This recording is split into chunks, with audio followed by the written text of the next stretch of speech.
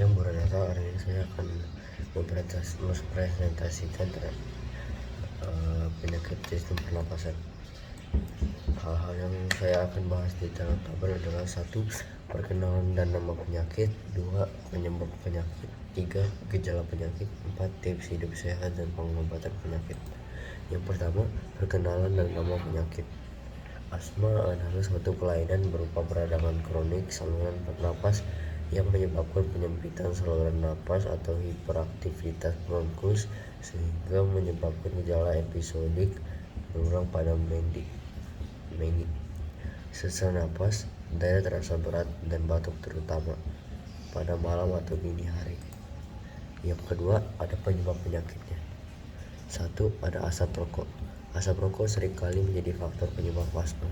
Hal ini disebabkan karena kandungan rokok yang dapat meningkatkan produksi lendir melalui saluran pernafasan. Karena itu, penderita asma tidak boleh merokok. 2. Aktivitas fisik. Aktivitas fisik dapat memicu terjadinya penyakit asma atau aktivitas fisik yang dilakukan yang terlalu berlebihan. Yang ketiga, polusi udara. Paparan polusi udara dapat menyebabkan asma. Tak hanya itu, jamur dan tungau juga dapat meningkatkan risiko terjadinya asma. Yang keempat, udara dingin. Udara dingin dapat menyebabkan penyempitan saluran pernapasan dan mengurangi kemampuan paru-paru untuk membersihkan lendir.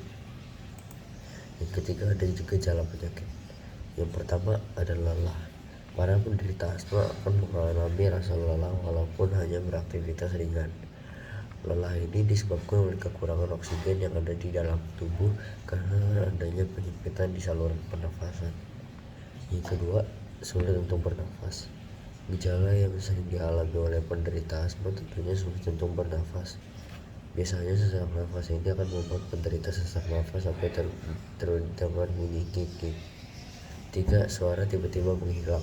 Gejala asma ini adalah gejala yang dapat dikatakan paling parah.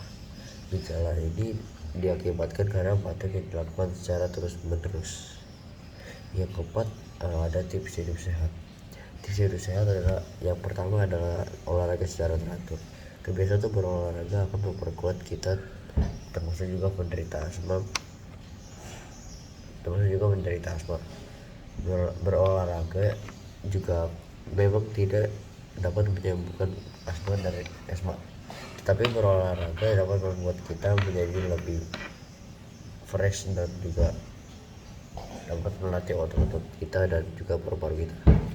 Yang kedua, ada jaga pola makan Anda.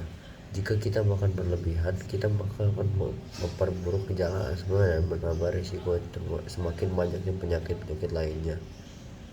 Kita harus menjaga pola makan kita seperti memakan buah dan sayur-sayuran. Yang ketiga, menghindari asap rokok. Yang seperti yang kita tahu, rokok sangat berbahaya bagi penderita asma karena dapat menginfeksikan saluran pernafasan kita. Jadi jika ada perokok di sembarang tempat, kita harus memberitahu kepada mereka untuk pergi ke smoking room. Yang kelima, pengobatan penyakit.